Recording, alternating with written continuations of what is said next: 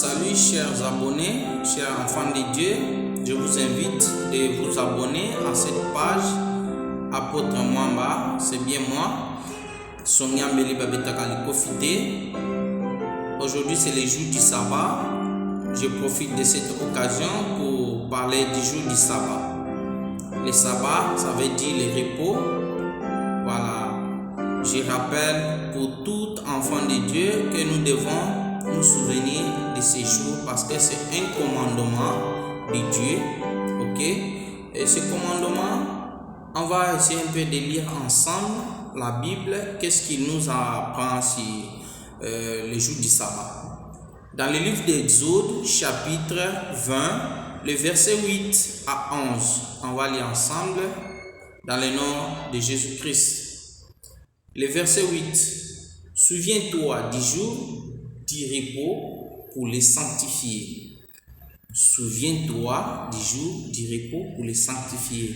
On doit se souvenir de ces jours pour les rendre saints. D'accord? Ça veut dire, on doit faire tout ce qui est bien, tout ce qui est juste. Voilà. Tu travailleras 6 jours et tu feras tout ton ouvrage. Mais le 7e jour est le jour du repos de l'Éternel, ton Dieu. Tu ne feras aucun ouvrage, ni toi, ni ton fils, ni ta fille, ni ton serviteur, ni ta servante, ni ton bétail, ni l'étranger qui est dans tes portes. Car en 6 jours, l'Éternel a fait les cieux, la terre et la mer, et tout ce qui y est contenu. Et il s'est reposé le 7e jour. C'est pourquoi l'Éternel a béni les jours du repos et l'a sanctifié. Dieu a fait tout son ouvrage dans 6 jours. Et le 7e jour, il s'est reposé. Et il a sanctifié ces jours. Pour nous, ses enfants, comme un signe d'alliance avec notre Père Céleste, nous devons nous souvenir de ces jours. C'est ça le commandement. Souviens-toi du jour du repos pour les sanctifier. Premièrement, on se souvient de ces jours et on les sanctifie. On les rend saints par nos actes. Et il y a des choses que nous devons faire en ces jours et des choses que nous ne devons pas faire. D'accord? Alors,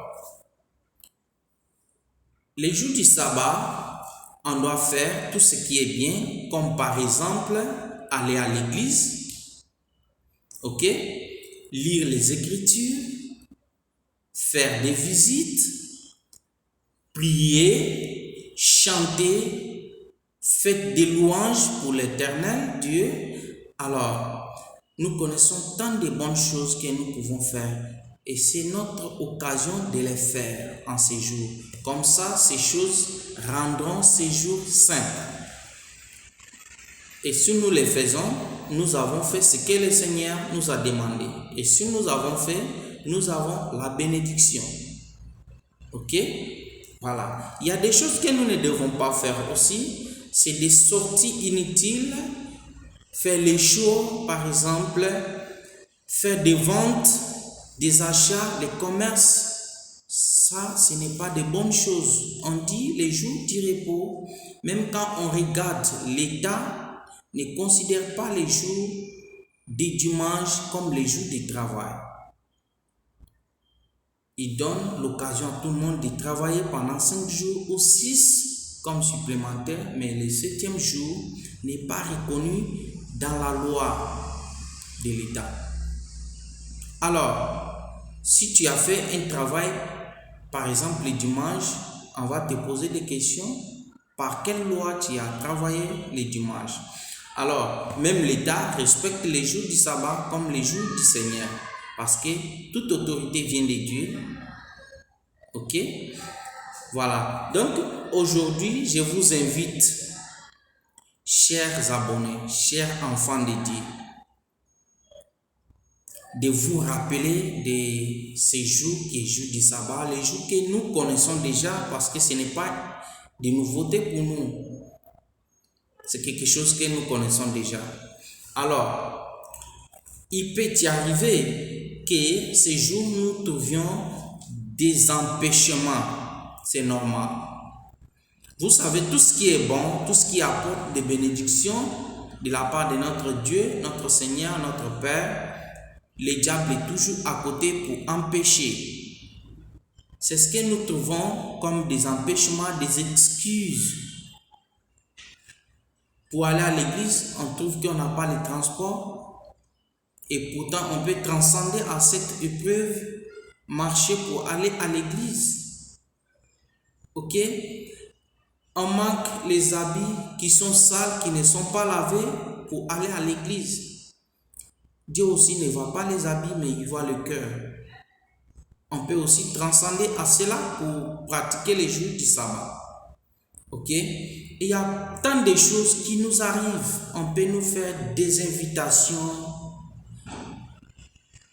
Par exemple, pour aller faire les shows, des choses inutiles, aller fumer, aller boire, faire des bêtises. Tout ça, c'est le diable. Ça paraît comme des plaisirs, mais ce sont des cadeaux empoisonnés. Nous n'avons pas besoin de ça. Alors si nous respectons Dieu, nous l'aimons, comme il a dit, si nous l'aimons, nous devons respecter ses commandements. Donc je vous invite en ce moment, qui est jour du sabbat, pour que vous puissiez vous rappeler de ces jours et que vous puissiez les sanctifier aussi. Nous ne manquerons pas de bénédictions. D'accord? En tant qu'enfant de Dieu, on doit sanctifier ces jours. Si nous ne sanctifions pas ces jours et que nous ne nous souvenions pas de cela, nous devons nous repentir maintenant et répandre tout en marche. D'accord? Et tout ce qui nous arrive comme les adversités, les empêchements, c'est normal, mais ce n'est pas fort que nous. Je vais donner des écritures pour vous fortifier. Dans 1 Corinthiens chapitre 10 au verset 13. Qu'est-ce qu'on dit là-bas? Aucune tentation ne vous est survenue qui n'ait été humaine. Et Dieu qui est fidèle ne permettra pas que vous soyez tentés au-delà de vos forces. Mais avec la tentation, il préparera aussi le moyen d'en sortir, afin que vous puissiez la supporter.